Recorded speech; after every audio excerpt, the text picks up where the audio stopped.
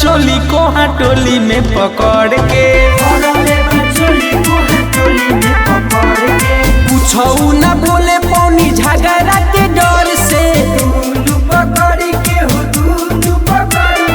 रंग देहला चोली को हटोली में पटक के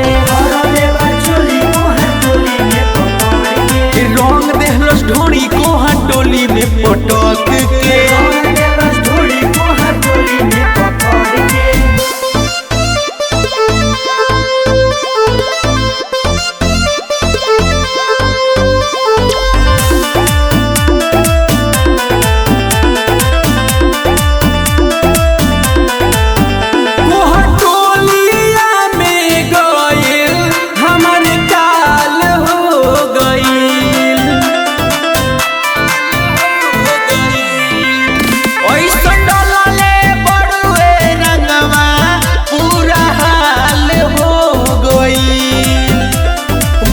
नहीं बनी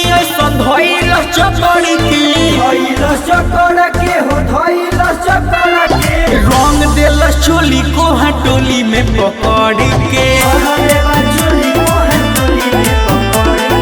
रंग दिल चोली को हटोली में पटक के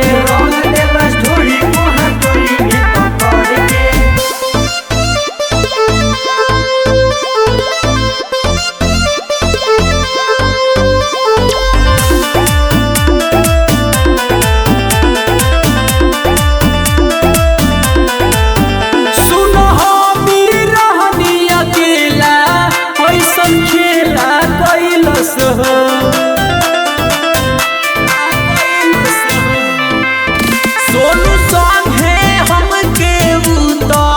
सुन तोरा धइल राजा सुचिंदर घूमता हरे कड़ी के रंग देलस ढोड़ी को हटोली में पकड़ के